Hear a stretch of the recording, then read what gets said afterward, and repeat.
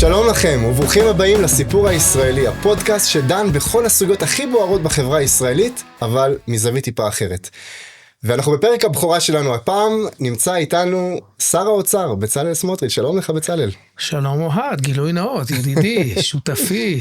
ברוך השם, זכיתי. כיף לעבוד איתך, וכיף לעזור לך לחנוך את הפודקאסט החשוב. כן, תודה, זה באמת מאוד מאוד מרגש. אני חושב שזה פשוט הזדמנות, איזושהי פלטפורמה, לדבר על דברים שבאמת מעסיקים את כולנו, אבל קצת יותר בעמקות, בלי הלחץ של האולפנים, שאפשר באמת לדבר. אבל דווקא איתך בצלאל, אני רוצה לא לדבר על כל מה שכולם מדברים עליו, אלא להכיר. קודם כל, מי אתה? איפה גדלת? באיזה תנועת נוער היית? מה אהבת ללמוד בבית הספר? מי אתה בצלאל סמוטריץ'? וואו. נולדתי בחיספין, ברמת הגולן. בחיי שלא ידעתי את זה. שהייתי בגיל 3, אגב, אני כל החיים בצד הנכון של הקו הירוק.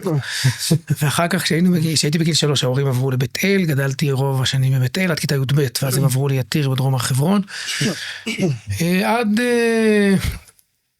היו לי מורים טובים אגב, אין לי תלונות, ואני הייתי ילד שובב, באזורי כיתה ג' ד' הייתי מסוג הילדים האלה של בוקר טוב כיתה, בצלאל צא החוצה. לא, אנחנו מאוד אוהבים אותך, ואנחנו גם רוצים ללמוד וללמד. ג'ינג'י אמיתי, זה לא התחיל היום. ואז הגיע לנהל את בית הספר היסודי בבית אל, הרב יששכר וסרלאוף, זיכרונו לברכה, אבא של השר וסרלאוף, שאני חייב לו הרבה מאוד, היה אישיות חינוכית מדהימה, הפך אותי בכיתה ד' לעוזר המנהל. לא משנה כל כך מה הייתי עושה, אבל זה כמובן שם עליי הרבה מאוד אחריות, וממילא גם מחויבות, והחזיר אותי ככה לתלם, נשארנו חברים טובים הרבה מאוד שנים, באמת, דמות מופת. אגב, לפני כמה שנים, הייתה לנו איזו דילמה לאשתי ולי, עם אחד הילדים שלנו, אז גם לקחנו אותו לרב יששכר, וישבנו, קבל עצות טובות. אחר כך הייתי בחטיבה בשלבים, זרקו אותי באמצע כיתה ח', זה היה ימים של המאבק באוסלו. וזה באופן טבעי הטריד את מנוחתי מאוד. רגע, בן כמה היית? כיתה ח'. בכיתה ח'. כן, כן. והלכתי הרבה להפגנות, זה עוד לפני הג'ריקנים עם השמן טיגון. האמירה של ההנהלה שם בשלבים הייתה שאני מתסיס את הכיתה, וזה מאוד מקשה וכו', כי סטתי את חבריי ללכת להפגנות, יש את הגשר על כביש אחד, שעובר מעל הכביש שבא ממשמר איילון לשלבים.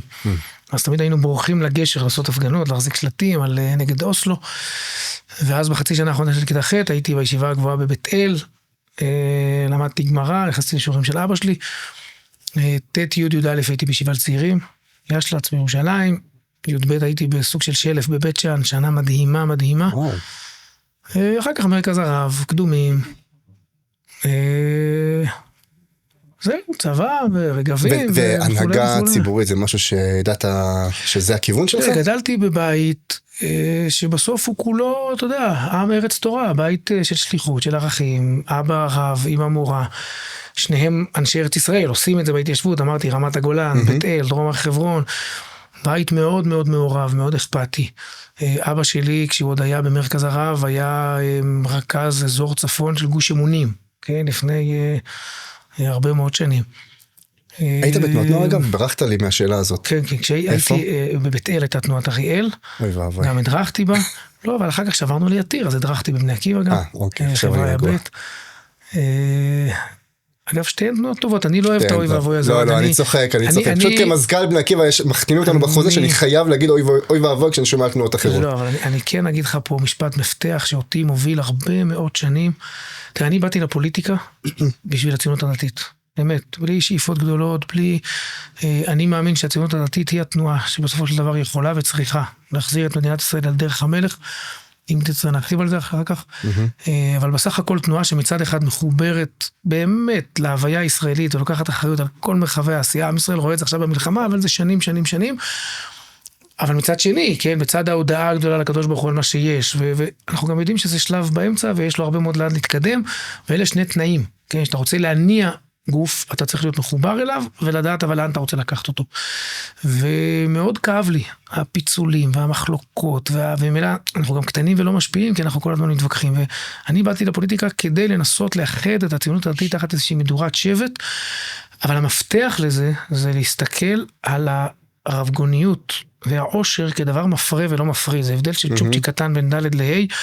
אם אתה מבין שדעות שונות, בתנועה אידיאולוגית חיה, תוססת, שמלבנת ולא שוקטת על שמריה, ולא כמו דג מת ששוחה עם הזרם מכל הזמן, אז ריבוי הגוונים הוא טוב, כן? סכינים מתחדדות אל אחת אל חברתה, והאמת מתבררת אל מול הופכה, ואתה מבין שיש מכנה משותף ענק של עם ארץ תורה, ומחויבות ענקית למדינת ישראל, אבל אפשר וצריך להיות תחת קורת גג, ולכן בעיניי אריאל ועזרא ובני עקיבא זה נפלא, וקנאת סופרים תרבה חוכמה, וכל עוד שוב, לא מסתכלים על זה כמשהו מפריד, אלא כמשהו מפריד ומחדד, לא, איך אומרים, אני מסתכל על השנים שלי, אני חושב שיש המון דברים שהצלחתי בהם. אנחנו ביהודה ושומרון עושים מהפכה, ובמלחמה עכשיו אנחנו משפיעים, ובכלכלה, מה לעשות, המספרים מדברים בעד עצמם, וזה עוד לא הצלחתי. עוד לא הצלחתי לאחד את הציונות הדתית, ואתה יודע מצוין שבשביל זה הלכנו למפקד ולפריימריז, עשינו שטות, אני זוכר שנתניהו אמר לי, מה אתה עושה? אתה לא נורמלי, פריימריז יהרוס לך את המפלגה. ואמרתי לו, תשמע, זו שיטה רעה, אבל אחרת כולם יגידו שאנחנו רוצים שייכנסו תחתנו, ואנחנו רוצים לפתוח שורות ורוצים לתת לכולם להרגיש בבית. אני מודה שבזה עוד לא הצלחתי. לא הצלחנו. זה אתגר ענק, לגרום לכל הציונות הדתית, במנעד המאוד רחב שלה, ואגב לא רק היא, גם המון אנשים שמזדהים עם תפיסותיה וערכיה ופעולותיה, להיות מסוגלים לשבת תחת קורת גג אחת, זה כמו במשפחה. אנחנו נדבר עוד הרבה על הציונות הדתית, זה בהחלט חלק מרכזי מהשיחה, אבל אני רוצה עוד רגע להישאר באלמנט האישי עוד קצת. ההורים שלך, יש לך קשר מיוחד איתם, גם בגיל 45, נכון? 45? אתה עדיין מתייעץ איתם הרבה. תספר על זה קצת, מאיפה זה מגיע? תספר קצת על מי הם בכלל. טוב, תשמע, באמת זכות אדירה לגדול בבית שגדלתי בו. ההורים שלי עבורי הם מקור השראה. גם בשכל. אבא שלי הוא האיש הכי חכם שפגשתי בעולם. ופגשתי הרבה אנשים חכמים. איש עם המון ענווה והמון צניעות והמון המון המון שכל ישר, המון יכולת עיונית. בסוף הרי, כשאתה לומד עיון, זה להשליך מדבר לדבר, כן, לנתח נכון כל סוגיה ולהשליך. שזה אגב מעניין, כי המפגש שלי עם אבא שלך, וכל הפעמים שפגשתי אותו, התרשמתי כאדם מלא מתיקות. זאת אומרת, אני פחות מכיר את הצד העיוני הזה שאתה מתאר, אבל מאוד נעים, מאוד נעים, עם המון אהבה. אגב, אני לא זוכר קונפליקטים. אני עכשיו, אתה יודע, כאבא, שמתמודד, אתה יודע, ילדים בגילאים שונים, וכמו כל הורה מתמודד עם ילדים מתבגרים, ואני מנסה להיזכר, לא היו לי קונפליקטים עם ההורים שלי, זה דבר מדהים. לא היה לי את מרד גיל ההתבגרות. כי, אתה יודע, תמיד אומרים שאתה יש קיר, אתה רוצה לשבור אותו כשאתה מתבגר, לא היה לי קירות, הכל היה באהבה, הכל היה, המוטו החינוכי של ההורים שלי תמיד היה, אנחנו מאמינים בך, מאמינים בכוחות שלך, מאמינים ביכולות שלך, קח אותם, תגיע רחוק, וככה עם כל האחים, אגב, אנחנו 8 אחים, וכל אחד אחר לחלוטין, כל אחד תפס כיוון אחר לחלוטין בחיים, וכולם קיבלו, אני חושב, מההורים, המון אמון, והמון הקשבה, והמון תמיכה ללכת בדרכך. אני זוכר ששאלתי פעם את אבא שלי, תגיד, אין לך איזה צביטה בלב שלא נעשיתי רב? כאילו, אז הוא אמר לי באיזה היה לך חלום כזה. כן, כן, אשתי תמיד מצוחקת עליי, שבפגישה הראשונה, בדייט הראשון, היא שאלה אותי, מה תעשה שתי גדול? אתה רוצה להיות רב? והתפקע מצחוק. אז אבא שלי הסתכל עליי באיזה חיוך הבאי, ואמר לי, תקשיב, אם היית רב, זה היה ביטול תורה. כי זה לא מתאים לך, זה לא הכוחות והכישרונות שהקדוש ברוך הוא נתן לך. ובאמת, ההורים שלי אנשים חכמים מאוד, נעימים מאוד, אוהבים מאוד, מסורים מאוד, ישרים מאוד, כן, באיזו חשיבה ישרה, עם אפס אינטרסים, אפס... לא צריכים שום דבר, כן, טוב להם, שמחים, מאושרים, כן, באמת זכות אדירה. גם מוזיקה זה משהו שהוא מרכיב משמעותי בחיים שלך. אני זוכר שכשלקחתי אותך פעם בחוג בית, בקמפיין, בבחירות הקודמות, ברעננה, אז ראית שם פסנתר, אז לפני שיצאת, ולמרות שמיירת, היית צריך להגיע ליעד הבא, התיישבת על הפסנתר וניגנת בכל מצעד דגלים, אתה עולה על הבמה ונותן בראש בטופים. מאיפה זה מגיע? קצת כישרון, קצת עבודה, אני מחלטר, בוא, זה לא מספיק מקצועי, גם בפסנתר, גם בטופים, גם בגיטרה, הילדים שלי למשל עולים עליי 10 דרגות. הם גם בתחום. כן, כולם אנחנו ברוך השם, משפחה מוזיקלית, גם בשירה, גם בנגינה, גם זה מהבית. אמא שלי נגנה פסנתר הרבה שנים, גדלנו בבית שיש לו פסנתר, אבא שלי פחות בנגינה, יותר בשירה וחזנות, אבל עוד פעם, היום זה חלטורה, אני חושב שבפנסיה, אם יהיה לי זמן בעזרת השם, זה אחד הדברים שאני אנסה להתמקצע בו, ללכת ללמוד כמו שצריך. איזה שיר עכשיו עולה לך בראש? בוא נגיד ככה, עכשיו כשאתה, איזה שיר עולה לך בראש? לא, למה? בוא נביך אותך קצת. תראה, באמת, אני בתכן של חזנות, שנים. אז בוא, תן משהו, בוא נראה, חייבים. מה פתאום? שר האוצר, אתה חייב לשמוע לדרישת הציבור, עם ישראל משתוקק לאיזה ניגון. לא ילך לך. לא ילך לפעמים. בקיצור, אבל באמת, אני בעיקר, אתה יודע, שירי נשמה, שירי עומק, חזנות. כשהתחלתי ללכת עם אשתי, אבא שלי היה שוטף את הבית ביום שישי עם תקליטים, עם פטיפון, עם תקליטים של חזנות, של קוסוביצקי, וכן, הדברים הוותיקים, קוורטין, מלבסקי. ואני זוכר שאחרי שהתחתנתי עם אשתי ושכנעתי אותה, היא הייתה באה בשבילי כמובן, לא רק בשבילה, היינו מורידים את הממוצע, אתה יודע, כולם שם זה 60 פלוס, ופתאום ילדים בני 20-25 באים לקונצרטים, היום אני חושב שיש רנסנס מאוד גדול, בעולם החזנות. אני לקחתי את אשתי בדייטים שלנו, בדייט השני, לפסטיבל פיוט, היא לא הבינה מאיפה באתי לה. גם אני לא מבין מאיפה באת. סתם, אבל בקיצור, תשמע, מוזיקה בכלל, זה דבר נהדר, מוזיקה קלאסית, פילהרמונית, אתה יודע, 70 כלים שמנגנים יחד. זה דבר מדהים, אגב זה לא שונה, גם בפוליטיקה, יש לך כמה יש לנו היום בקואליציה, 68 ח"כים, אתה יודע מה זה לנצח עליהם, שינגמו כמו שצריך, בלי זיופים. כן, זה נכון, זה מאוד קשה. בצלאל, אתה איבדת קרוב משפחה, את הבן דוד שלך, עמישר, שנהרג לפני 1.5 שנה בעזה. ערב ראש חודש, אדר ב'. אדר. כן. תספר עליו. ספרא וסייפא, אתה יודע, מדברים עכשיו על חוק הגיוס. כל פעם שאני חושב על עמישר, השם יקום דמו, וגם על חבריו, כן, אחרים, אני מתמלא בכעס גדול על חרדים, כי אפרופו אפשר או אי אפשר, יש כל כך הרבה הוכחות שהיו חיות. ואגב, לא, סליחה, יש כל כך הרבה הוכחות חיות שאפשר, וכאלה שגם עברו לחיי נצח. עמישר היה, אם היית רואה אותו ברחוב, היה נראה לך הכי לפלף בעולם. בסדר? איש חינוך, עסק בנוער, בסיכון, נוער מאותגר, בכל מיני מסגרות, בשנים האחרונות בנחלים, איש באמת מלא לב, עדין, איש תורה, יראת שמיים, תראה את אשתו שלומית, 5 ילדים, משהו מדהים. הוא היה גיבור במלחמה, הוא היה הנווט הכי טוב בצה"ל, שנים, בסדר? תחרויות, הנווט הכי טוב בצה"ל, במלחמה הזאת הוא היה המפקד של חפ"ק, המח"ט של הקומנדו, נלחם מ-7 לאוקטובר, עד ערב חודש אדר, אני חושב שאפשר לספור על יד אחת הפעמים שהוא היה בבית, באמת בגבורה עילאית, באמת נפל בשבת, יום שישי, ערב שבת,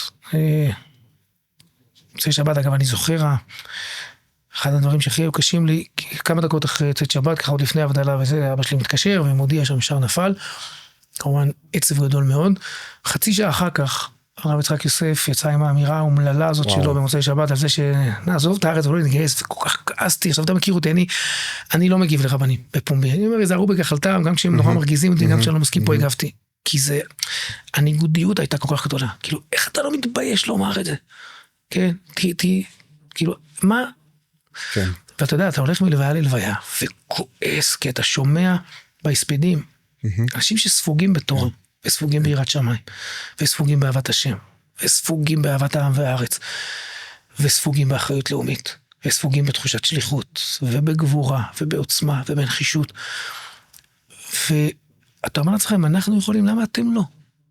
בסדר, אז רגע אחר כך צריך את הכאב הזה גם לעבד לשכל ולתוכנית עבודה, ולא רק לא לריב איתם, אלא לגייס אותם, ואני לא פותח עכשיו את כל הדילמות האלה, אבל תשמע, עמישר, גדלנו יחד, אנחנו יודעים, זה משפחות של ניצולי שואה, משפחות מאוד קטנות, לא נשאר הרבה, ויש לנו בסוף 3 בני דודים, כאילו משפחות של, אתה יודע, אחיינים של, גם מצד אבא וגם מצד אמא, משפחות מאוד קטנות, עשינו הרבה שטויות בקשת, בילדות, וזה באמת, זה כואב מאוד, אבל זה גאווה, אתה יודע, אני אבא שלו חיים, שאם, כן, יאריך ימים בעזרת השם,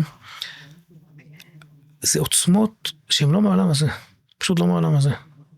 אגב, בכלל, אני חושב שרוב ההורים עומדים מעל הקבר הפתוח של הילדים, וכל כך הרבה אמונה, ותורה, ונחישות, כל כך הרבה צער כמובן, וכאב, אבל כמעט אפס תהייה על הראשונות. שלמות, כן, השלמה מוחלטת כזאת עם אתה יודע, לאחרונה, יהודה אליהו, השותף שלי, 25 שנה, איבד חתן. גם אתה נמצא בלוויה, ואתה אומר, זה פשוט וואו, כמה כוח זה נותן לעם ישראל לראות את העוצמות האלה. זה אגב שוב, זה מחזיר אותי לציונות דתית, אני חושב שהאתגר הגדול שלנו ב-20 חודשים האלה של המלחמה, זה לעזור לעם ישראל לעקוב אחרי החוט, שמחבר משדה הקרב אל בית המדרש. אתה יודע מה, בוא נדבר באמת על... להבין שעוצמות כאלה, וגבורה כזאת, ומקצועיות כזאת, ונחישות כזאת, והקרבה כזאת, לא גדלים על מצע מנותק, הם גדלים בתוך תשתית ערכית, אידיאולוגית, שזה אשרנו שזכינו, כן, מודים אנחנו לפניך, ששמת חלקנו במשבי בית המדרש הזה, עם תורת ארץ ישראל הגואלת, המחיה, החיה, המחוברת כל כך לחיים, ועם ישראל את זה צריך להבין. ואז הוא יבוא גם על בית המדרש הזה. אז אני בהקשר הזה חייב לשאול אותך, כי זה תסכול שהולך איתי, במיוחד בשנתיים וחצי האחרונות, מאז שאני נמצא כאן בתוך החיים הפוליטיים. אתה יודע, אני לא גדלתי בבית דתי, אני גדלתי בבית גדלתי באילת, בבית חילוני, חזרנו בתשובה באיזשהו שלב, ואני בחרתי להיות חלק מהציונות הדתית, דווקא כי אני באמת רואה את הגדלות של התורה הזו, ונדבקתי בזה. ודווקא עכשיו, כשהציונות הדתית בשיא תפארתה, מוכיחה עד כמה היא ראשונה בכל מקום, בכל אתגר, בכל משימה לאומית. הראשונים שיצאו ב7 לאוקטובר כדי להגן על תושבי העוטף היו אנשי הציונות הדתית, ומסרו את נפשם אחד אחרי השני. הראשונים שמתעסקים, כמו שאתה אומר, משלבים ספרה וסייפה, זה הציונות הדתית. הראשונים שמחרפים את נפשם כדי להציל חטופים, זה ציונות דתית. בכל סוגיה שבוערת היום בחברה הישראלית, הם הראשונים, הם המובילים, הם משלמים את המחירים העיקריים ביותר, ולמרות זאת זה המגזר המאוס ביותר, המגונה ביותר, כת אוכלי מוות, איזה קיצוניים, אי אפשר להגיד עמדה, אם אתה מגיע לציונות דתית, אתה תמיד קיצוני, זה לא משנה מה אתה בכלל אומר. איך אתה מסביר את הפער האדיר הזה, בין המסירות שלהם לכלל ישראל, לבין התפיסה הציבורית של המגזר? אני חושב שבמילה אחת זה פחד. פחד שנובע מבורות. היא הנותנת. יש אנשים בחברה הישראלית שרואים את המסירות הזאת ומתים מפחד מזה.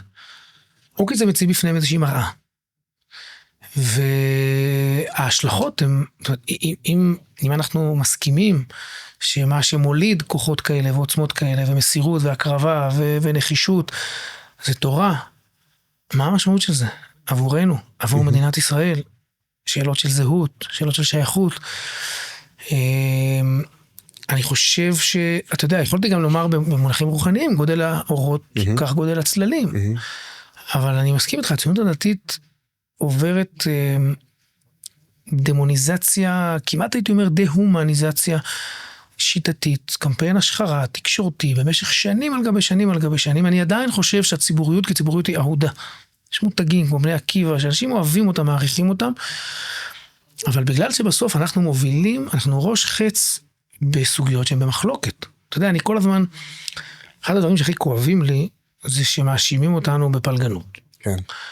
ואני כל פעם אומר לעיתונאים, לפובליציסטים, גם לרבנים, לכם מאוד כיף. כי אתם יכולים יום אחד לכתוב בעד החטופים, ויום אחד לכתוב בעד הניצחון, ויום אחד לכתוב בעד הפריפריה, ויום אחד לכתוב, זה נהדר, אתם יכולים לאהוב את כולם, אתם יכולים לחבק את כולם. אנחנו לא יוצרים שום מחלוקת. אנחנו ניצבים בצומת מעשית, שצריך לקבל החלטה לפנות ימינה או שמאלה, וההחלטה הזאת שנויה במחלוקת ציבורית. יש מי שאומר תפנה ימינה, יש מי שאומר תפנה שמאלה, אבל אנחנו צריכים לקבל החלטה באותו נושא. אנחנו חיים במגרש מעשי, שבסוף צריך לקבל החלטות. יש באמת, זה פריבילגיה, רב יכול כל יום לתת שיעורים, ולחבק, ולאהוב את כולם. הוא לא צריך לקבל שום החלטה בנושא קונטרוברסרי, שנוי במחלוקת. פובליציסט, יכול, אתה יודע, כך, אתה יודע, כותבי עיטורים בעיתונים, אז יום אחד הם שמים זרקור על התופעה הזאת, היא נפלאה, ויום אחד על התופעה הזאת. וגם כשהם מטפלים בתופעות שליליות, אז הם יכולים לעשות את זה בצורה מאוד עדינה. אנחנו בסוף צריכים לקבל החלטה, בעד עסקה או נגד עסקה. עכשיו, אני חושב שזה... לא אנחנו מייצרים את המחלוקת, המחלוקת היא תוצר של מציאות מורכבת. נכון. יש מציאות מורכבת, והניווט בסביבת המציאות המורכבת נמצא במחלוקת, ואנחנו צריכים להכריע, ואז אתה מכריע לצד מסוים, שתואם את התפיסות שלך, ואת הערכים שלך, ואת תפיסות הטוב שלך, ואתה חושב שנכון וטוב, ומקדם את מדינת ישראל למקומות טובים. אז מי שלא אוהב את ההחלטה שלך, תוקף אותך. נכון. ואז יש חלק בציבור, שהסנטימנט של האחדות הוא מאוד חזק, זאת אומרת, אני לא רוצה להיות מזוהה עם זה, כי זה מחלוקת, אבל זה לא מחלוקת, זה צריך להכריע. אני חושב שזה יותר מזה אפילו, בצלאל, אתה יודע, אני אמרתי היום למישהו, זה שעכשיו כל הזמן מדברים על פילוג, ופילוג, שיש פילוג בחברה הישראלית, אתה יודע למה יש פילוג בחברה הישראלית? פשוט כי הימין התחיל לדבר. כל עוד הימין שתק, והתיישר, הוא שתק. כל עוד המפד"ל הייתה כזאת קטנה וחמודה, ונענעה בראש, והלכה עם המחנה הנכון, והיה רק ערוץ טלוויזיה אחד, שכולם הסתובבו סביבו, אז לא הייתה מחלוקת, הכל היה בסדר. פתאום כשיש ממשלת ימין, ופתאום כשיש ערוץ 14 וגלי ישראל, ופתאום כשאני מתחיל לדבר, ורשתות, אז פתאום יש מחלוקת, אז יש פתאום פילוג, אבל זה רק חושף את הצביעות של העניין. עוד תובנה שאנחנו מאוד רוצים אחדות, ואני אגב מאוד מקפיד לא לחזור ל6 לאוקטובר, גם אני עושה חשבון נפש, על דברים מסוימים שהייתי עושה אחרת, בסדר? לא בתפיסות או בערכים, אבל באיך, בסדר? בסוף, גם אני לא פטור מחשבון נפש, וגם אני לא פטור מלעשות תשובה ולתקן דברים מסוימים. אבל מצד שני צריך מאוד מאוד להיזהר, שהשיח על מחלוקת ושאיפת האחדות באמת לא תביא להשתקה של דעות. ואני מרגיש שזה מה שעומד מאחורה. זאת אומרת, עושים איזה דה-לגיטימציה לדעות מסוימות, כי אם אתה מעיז להשמיע אותם, אז אתה מייצר המחלוקת. כי אם תעיז להגיד שאסור להיכנע חלילה לדרישות חמאס, ושצה"ל ייסוג מכל רצועת עזה, וחמאס יישאר גורם שלטוני בעזה עם נשק ויכולת התחמשות, ועזה תשוקם בלי פירוז, ותחזור להיות איום על מדינת ישראל, אז אתה אכזרי ומוותר על החטופים ואוכל מוות. ופה צריך להיזהר, ואני אומר את זה גם לאנשים בציונות הדתית. אנחנו מאוד רוצים להיות אהובים ומקובלים, כי אנחנו כאלה, כי אנחנו באמת אוהבים את כל עם ישראל, ומאוד חשוב לנו להיות חלק מהחברה הישראלית.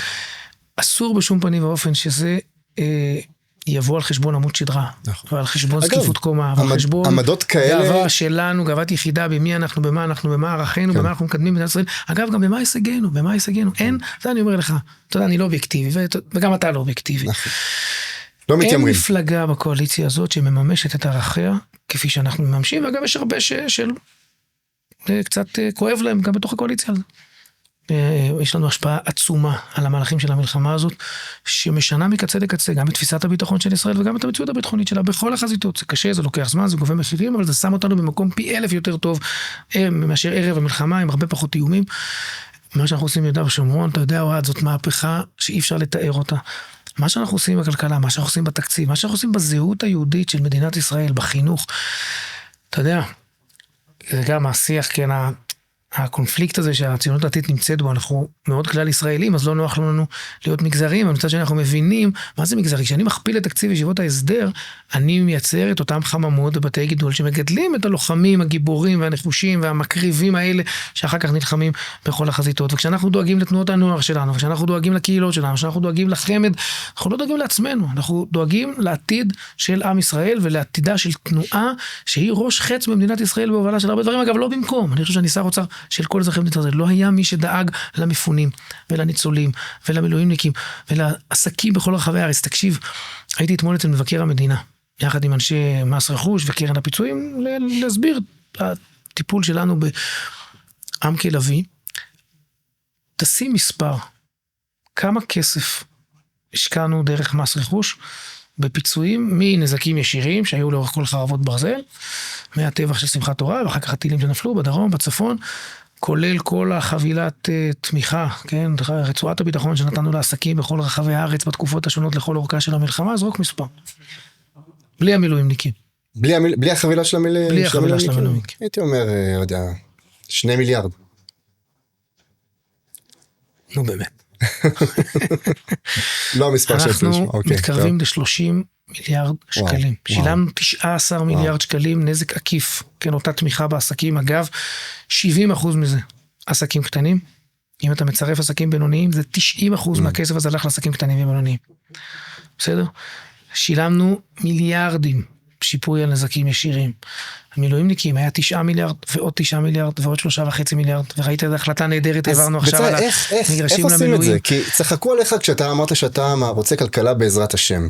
והנה אנחנו רואים, תראה, זה לא יאומן, הרי אנחנו אחרי 2.5 של מאבקים חברתיים ורפורמה משפטית ומלחמה בשבע חזיתות, ובשיא המלחמה עם איראן, הבורסה כאן עולה מה שהיא לא עשתה בנדמה לי 5 או 6 שנים. השקל רק הולך ומתחזק, שוק התעסוקה מעודה כמו שלא היה מעולם, השקעות במדינת ישראל, ההוצאות כל כך גדולות. איך הדבר הזה קורה? איך אתה מסביר את זה? קודם כל באמת בעזרת השם, אני כל הזמן אומר נס, אני רק מיד אומר לכולם, ניסים בארץ ישראל הם בדרך הטבע, ככה זה עובד. איראן, היו לנו שם הישגים פנומנליים, 130% ממה שחשבנו לפני, כמובן אצלנו היה נזק הרבה פחות ממה שהערכנו, או חששנו ממנו, דוברו אז בין 400 ל-800 הרוגים בעורף, וברור שיש לנו טייסים נהדרים, ואנשי מודיעין מצוינים, ואנשי המוסד נהדרים, ואת הנשקים הכי טובים, והמטוסים הכי טובים, ובסוף יש סייעתא דשמיא גדולה שמביאה להישגים הפנטסטיים האלה, וגם הכלכלה, תשמע, קודם כל זה כוחות החיים הבריאים של עם ישראל, היוזמה, החדשנות, היצירתיות, המעוף, הציונות, אתה רואה איך 7 לאוקטובר הוציא מאיתנו, אגב ימין, שמאל, דתיים, חילונים, כל כך הרבה רצון להגיד, וואלה, הם רצו לפגוע בנו, נראה להם מה זה, אז יש מי שאמר נראה להם מה זה בחזית, בשדה הקרב, יש מי שאמר נראה להם מה זה בהתיישבות, יש מי שאמר נראה להם מה זה באחדות שלנו ובארגוני החברה הישראלית, ויש מי שאמר נראה להם מה זה בכלכלה. ופתאום באים יהודים מכל העולם, וקרנות הון סיכון מכל העולם, ופותחים פה. אז קודם כל באמת הכלכלה פה טובה, היא מאוד עשירה, מאוד מגוונת, מאוד יציבה, מאוד עמידה. אני חושב, ופה צריך להודות על האמת, כנראה אנחנו גם מנהלים אותה נכון, ומנווטים נכון, ואתה יודע יפה מאוד עד שלקחתי על עצמי, ואתם אגב תודה לכם, שגיביתם אותי כמפלגה, גם בצעדים שהם לא פופולריים ולא נכונים פוליטית, עשינו צעדי כסות פרמננטיים של אחוז תוצר בתקציב המתוקן של 24, וכמעט 2% עכשיו ב-25, כי ידענו להדק חגורה מול קמפיינים בתקשורת על הגזירות של סמוטריץ', וידענו שצריך להתנהל באחריות, איפה להרחיב, כדי לחזק את העורף, מתוך הבנה שעורף חזק, זה מה שנדרש לנצח בחזית, שלב שבו הכלכלה תומכת את הביטחון, את המאמצים של הביטחון, ובעזרת השם, הניצחון יביא ביטחון, והביטחון יחזיר תשואות עודפות פנטסטיות, כמו שאתה רואה עכשיו. אבל יחד עם זה גם איפה לצמצם, ואיפה להדק חגורה, ואיפה לשמור על מסגרות פיסקליות ועל האמון של המשקיעים. זאת עבודה מאוד קשה. טוב, הייתי רוצה לצור לך עניינים כלכליים, אבל אנחנו לא נספיק היום, למרות שהייתי באמת רוצה לשאול אותך לדוגמה על מה עוד צריך לעשות, דווקא אל מול המקומות שאולי לא מספיק נגענו בהם, כמו ההסתדרות, כמו כל ועדי העובדים, כמו הלובי החקלאי, שאנחנו יודעים, לא מזמן היה לנו איזשהו עניין גם סביב סוגיית הביצים והחלה וכל הדברים הללו, שבסוף זה נקודות שמדינת ישראל חייבת בסופו של דבר לגעת, אם רוצים, מערכת החינוך הרי היא כל כך מאובנת, מכיוון שהיום היא נשלטת על ידי ועדי העובדים שמחזיקים את הדבר הזה, זה פוגע בסוף גם במורים, גם באיכות החינוך, בהכל. אני שר האוצר הראשון, שפעם אחת שבר שביתה של רן ארז, שפשוט נשבר והתכופף, כי אני לא התכופפתי, ולא הסכמתי להחזיר אחר כך דמי שביתה.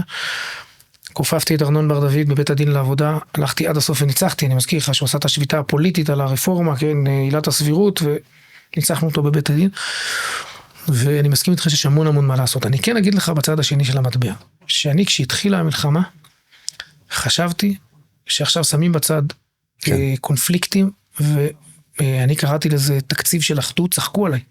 אבל גם ב-24, גם ב-25, שהיו תקציבים לא קלים.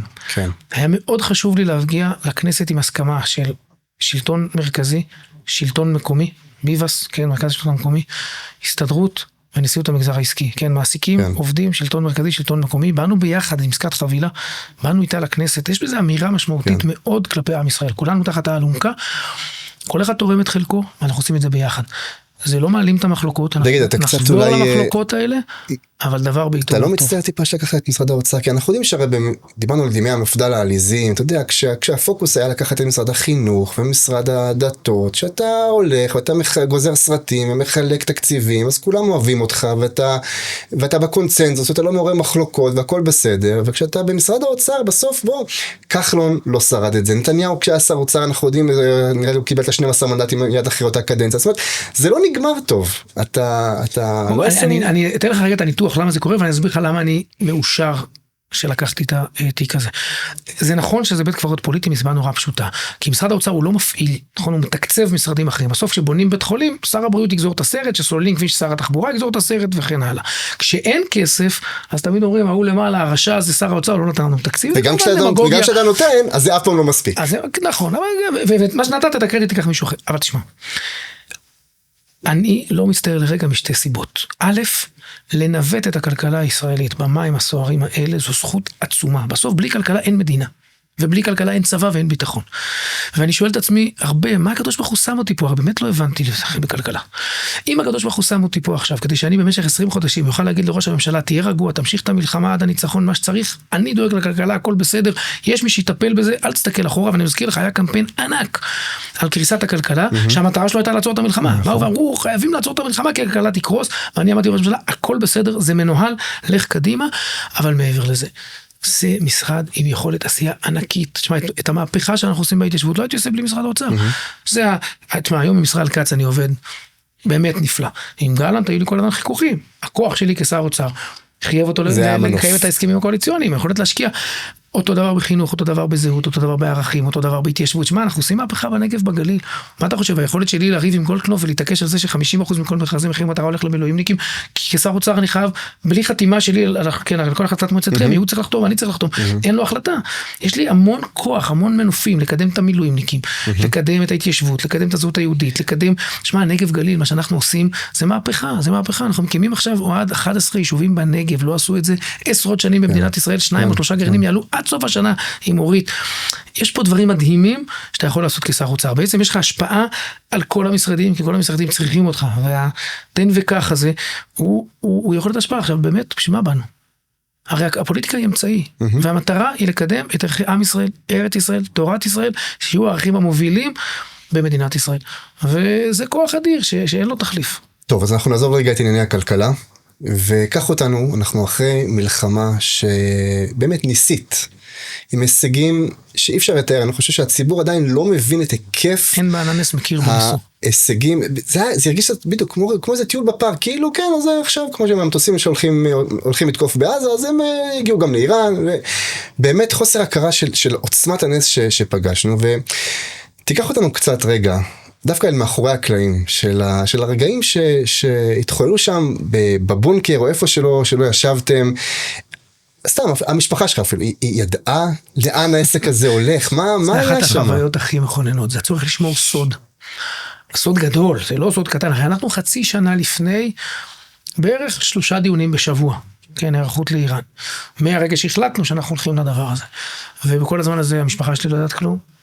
גם אשתך. הח"כים שלי לא יודעים כלום, אני מזכיר לך עוד, אני צריך לשכנע אתכם לא לפרוש אחרי העסקה הראשונה, ואני לא יכול לספר לכם שיש איזה משהו ענק על הפרק, שבשבילו צריך לשמר את הממשלה, כי אסור ללכת לבחירות, כי אוי ואבוי, כי זו איום קיומי, ואנחנו צריכים כמובן לתת הסברים אחרים שהיו נכונים, היו נכונים מצד עצמם, עיניים על הכדור, כל עוד חוזרים להילחם ומשמידים את חמאס, אנחנו בולים צועדים.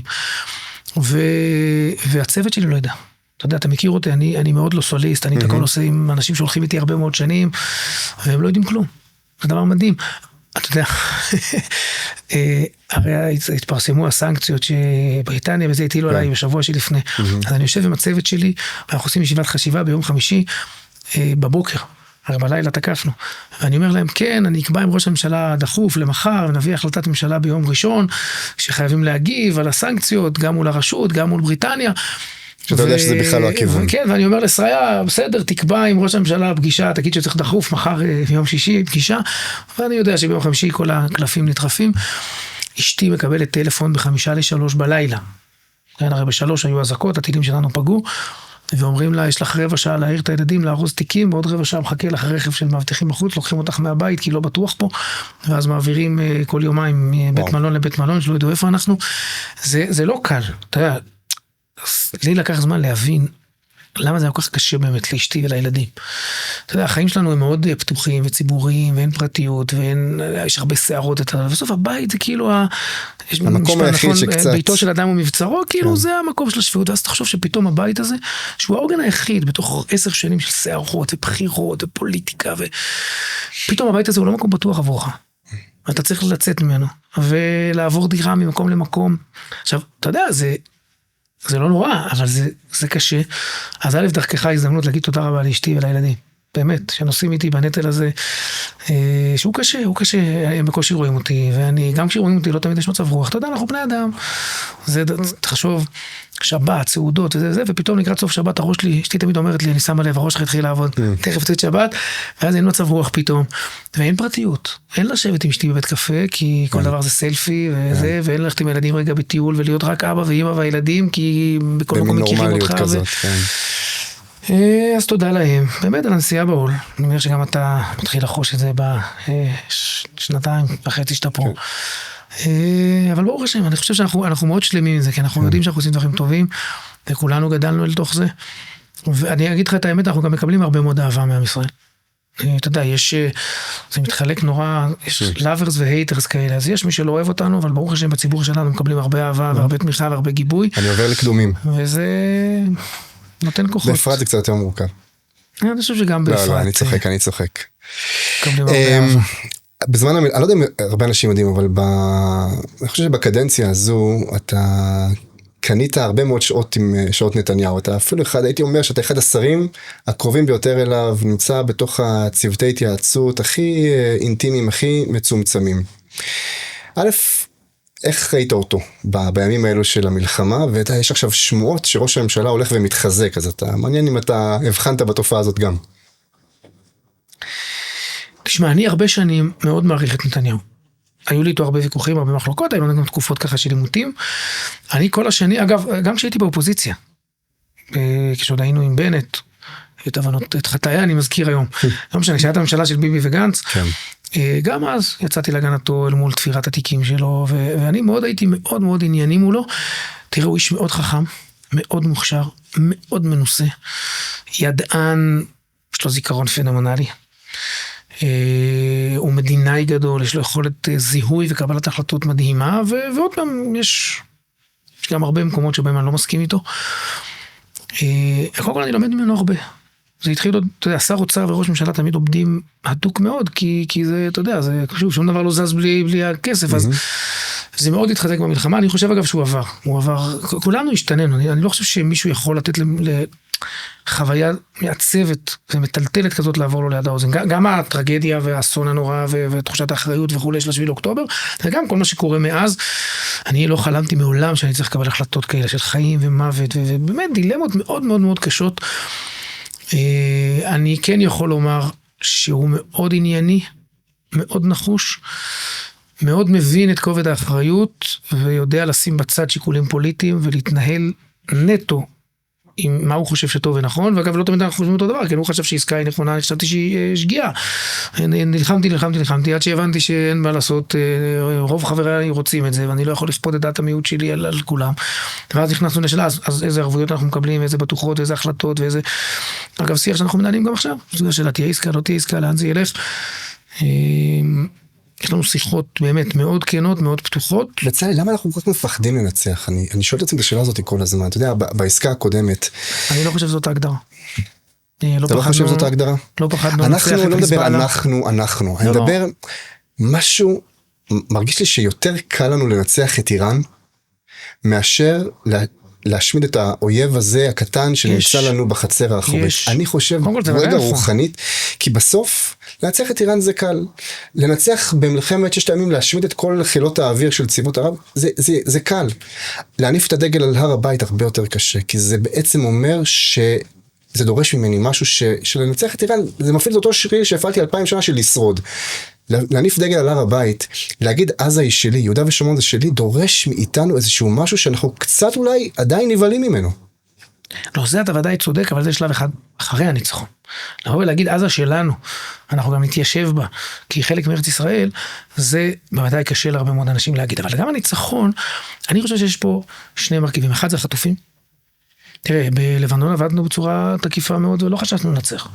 ובסוריה תוך שבוע השמדנו את הצבא שאסד מנה כאן ב-40 שנה, ואנחנו גם עובדים חזק מאוד היום, ואוכפים בלבנון ומורידים בניינים באמצע הדחיה לאור יום, אל צחקו איתנו מה שנקרא.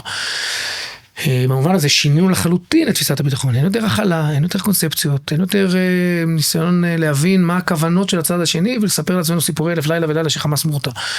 בעזה זה לוקח זמן כי יש לנו חטופים. וקיבלנו החלטה לנסות לקדם את 2 המטרות במקביל. ויש גם כמובן לחץ ציבורי מאוד גדול בעניין הזה. 2, עזה, יש פחד קמאי, שזאת פעם, זה 40 שנות קונספציית אוסלו של השמאל, ממושגים, דמונים כאלה של כיבוש, שליטה באמז"ר, ממשל צבאי, זה הרי העימותים שלי היו עם הצבא, עם הרמטכ"ל הקודם, עם הרמטכ"ל הנוכחי. חבר'ה, אין ניצחון. בלי לקחת אחריות אזרחית, ולתק את חמאס מהאוכלוסייה ומהסיוע המוניטרי, ותפסיקו כבר לפחד מזה. ואגב, הצלחנו להביא לשם את ראש הממשלה סוף סוף, והצלחנו להביא לשם דעתי את רוב חברי הקבינט, וגם הרבה מאוד אנשים בתוך הצבא. ואנחנו נבקיע את זה. תיקח אותי פה זמן, נבקיע את זה, נלך על אותה תוכנית הפרדה הומניטרית, כל הדמו, הנה, אתה רואה בדיוק, עיר הומניטרית, מיליארדים, שליטה באמז"ר, איך ננהל 2 מיליון ערבים, וואלה, חבר'ה, מספיק כבר עם ההפחדות האלה. אין דרך אחרת, חמאס זה קודם כל תנועה אזרחית, על הכוח האזרחי שהם צברו, בנו את הזרוע הצבאית, ואם לא נחנוק אותם כלכלית, ואם לא נפריד אותם מהאוכלוסייה, אין סיכוי לנצח אותם. ולכן צריך לעשות את זה. אז יש מין פחד כזה. צריך לדעת, המתאר במלחמה הוא הרבה יותר מסובך. אתה מבין, זה בסוף לעבור בית בית, פיר פיר, מנהרה מנהרה, ולהשמיד. אין מה לעשות, זה לוקח זמן, זה קשה, זה גובה מחירים. אני אומר לך שאנחנו נעשה את זה בעזרת השם, אנחנו נחושים בזה, ואז פעם אחת נפרום את השקר שהשמאל מפריח כאן 40 שנה שאין פתרון צבאי לטרור. ואז אין ברירה, נכון? צריך ללכת לקנייה, לנסיגות, לחבא מאחורי גדרות, מדינה פלסטינית, משא ומתן, אוסלו. חבר'ה, נוכיח שיש פתרון צבאי לטרור. אפשר למגר אותו בכוח ולעשות שלום מתוך עוצמה. טוב, אז אנחנו לקראת סיום, ואתה הזכרת פה קודם את השם שלא מזכירים, את נפתלי בנט, אז הייתי רוצה לשאול אותך, א', איך אתה מסביר שאדם שהיה יושב ראש מועצת יש"ע, מוצא את עצמו, מקים ממשלה עם תומכי אחים מוסלמים. איך הדבר הזה קורה? ואתה יודע מה, ואם היית פוגש אותו בכל זאת היום בפגישה בארבע עיניים, מה היית אומר לו? תשמע, אוהד, יש לי יצר הרע גדול מאוד לענות לך, אבל מאז שהוא עזב, החלטתי לא לדבר על זה, ואני לא אחרוג במנהגי גם עכשיו. בסדר גמור. אז בכל זאת שאלה האחרונה, שאני מתכוון לשאול כאן עכשיו בפודקאסט הזה, את כל מי שיגיע לכאן, זה מה תהיה כשתהיה גדול?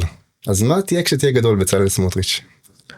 שליח של עם ישראל, בארץ ישראל, על פי תורת ישראל, במקום שבו ריבונו של עולם יחשוב שאני יכול לעשות את העבודה הכי טובה, ושיהיו מספיק אנשים בעם ישראל שיחשבו שאני צריך לעשות את הדבר הזה. זהו, באמת, אני חושב שזה... אתה יודע, אצל האדם הפרטי, יש את האמרה הזאת, שאדם לומד בשביל התואר, ואת התואר הוא רוצה בשביל התואר השני, ואת התואר השני בשביל הדוקטורט, הדוקטורט בשביל התפקיד, התפקיד בשביל התפקיד הבא, בסוף הוא מגיע לגיל 80, מסתכל אחורה, אף יום הוא לא חי, כל הזמן חי את המחר. אני משתדל לפעול הרבה שנים, בתחושה שכל יום שאני קם בבוקר, צריך לעבוד הכי קשה, לעשות אותו הכי טוב שאני יכול, במשבצת שמה אני נמצא. כשהייתי ח"כ, השתדלתי קודם לכן ברגבים, אבל כשהייתי ח"כ, אמרתי, אני אנצל הכי טוב את הפוזיציה כח"כ, יש המון כלי עבודה לחבר כנסת, יכול להיות השפעה עצומה, ואחר כך שר התחבורה, ואחרי זה שר האוצר, אגב גם באופוזיציה וגם בקואליציה, בכל תפקיד למצות את המקסימום. בכלל פוליטיקאי טוב זה פוליטיקאי שיודע למקסם מקסימום מהרצוי במצוי. בסדר, לא ללכת עם ראש בקיר מצד אחד, ולהיות רק עם הערכים והאידיאולוגיה, בלי להבין שצריך לנווט את זה בסבך מציאות מורכבת, וזה הרבה פרגמטיות ופשרות, גם לא כמובן להיות אחד בלי מצפן, שרק רוצה לשרוד על הגלגל, וסותר את עצמו כל שני וחמישי. אני חושב שברוך השם, יש סייעתא דשמיא, נמשיך לשרת את עם ישראל. תשמע, זה זכות, אבל אמרתי לך את זה פעם, סיפרתי לך, אני חושב, שאחד הדברים שהכי הולכים איתי כל הזמן זה סבתא שלי. נכון, ניצולת שואה, שכל החיים לא סיפרה, ובשנתיים האחרונות קיבלה דמנציה, ופתאום חזרה, זה לא סיפור, חזרה להציג, חזרה לחשבות. והמוטיב הכי גדול שחזר שוב ושוב ושוב הסיפורים זה הרעב, רעב, רעב, רעב. ילדה ש4 שנים לא הפסיקה להיות רעבה. ואני אומר, מה הייתה חושבת, אותה ילדה בת 7 במחנות, בגטאות, בצעדות המוות, אם הוא אומר לה, תקשיבי ברטה, עוד 70 ומשהו שנה, יש לך נכד במדינה יהודית, עצמאית, ריבונית, שהוא שר אוצר, שדואג שלא יהיה אף ילד רעב במדינת ישראל. זה הסיפור שלנו, ואתה יודע איזה זכות, כן, דוכתא דמשה ואהרון לא זכו, בסדר, הזכות של להיות פה בדורות האלה, בתקופה הזאת, ולשבת בכיסא הזה. גם אני אומר את זה גם לך, להיות אחד מ-120 חברי כנסת, כנסת ישראל, 2000 שנה חיכינו לזה. אגב, כן, שמתווכחים וחולקים, ובסוף בונים את הגאולה, בונים את מפעל התחייה הלאומי שלנו בחומר, ברוח, בכל כך הרבה מרחבי עשייה. תשמע, להודות לקדוש ברוך הוא, באמת, שגדלנו בדור הזה, לא יודע, אמרו, הייתי בטולה דקופיתא דחמרי, וואלק, הרבה יותר כיף מלשבת אצל הגלים של החמור. לא, זה עוד פעם קשה, מורכב, מאתגר, שוברים שיניים, זכות עצומה, עצומה. תראה, אני לא דמיינתי שנגיע להיות חבר בכנסת ישראל, ובאמת ברוך השם אני כאן, ואני חייב לומר, למרות שאולי לא יודע מה יגידו על מה שאני הולך להגיד עכשיו, אבל אני יודע שאנחנו חיים בתקופה מאוד מאוד צינית, וחוסר אמון בפוליטיקאים. אגב, הזכרנו קודם את נפתלי בנט, אני חושב שחלק מהפגיעה הקשה שהוא עשה, זה לא רק הממשלה שהוא הקים, אלא זה גם עצם האמירה הציבורית שלמילה של פוליטיקאי אין משמעות, ואני יכול להחליף את הערכים שלי מקצה לקצה ברגע אחד. ואני חייב לומר שבאמת, כל פעם שאני פוגש אותך, אני כל כך מתרשם מהערכיות ומהמחויבות לעשות למען עם ישראל בצורה הכי רחבה, בלי שום שיקול פוליטי. הדבר הזה הוא כל כך מדהים ומעורר השראה. תודה רבה, כל מה שאתה עושה למען עם ישראל. חשוב שהמאזינים ידעו שכשר אוצר אין לי יכולת לעלות לך למשכורת, זה לא... חד משמעית. בצלאל סמוטריץ', תודה רבה רבה. תודה על הפודקאסט הזה, תודה על מה שאתה עושה, באמת. אני בכלל אומר לך ולדרכך לכל החברים, כיף גדול, סיעה חברית, עניינית, עובדת לשם שמיים, אפס אגו, אפס אינטריגות. אני חושב שהעשייה שלנו הכי טובה בכנסת, אני לא אובייקטיבי, באמת הכי טובה בכנסת. ברוך השם, יש לה גם אשרינו שזכינו, יושב ראש סיעה מצוין. יש כאן יושב ראש מפלגה כנראה. בצלאל, אתה חייב לסיים בשיר, אומרים, מסמנים לי פה היועצים שלך שאי אפשר, אי אפשר לסיים בלי שיר. אני אגיד, הייתי מאוד רוצה, אבל 3 השבועות עכשיו עשו. איי, זה הבעיה של אשכנזים. טוב, אין לי טיעון נגד זה. בצלאל סמוטריץ', תודה רבה. תודה.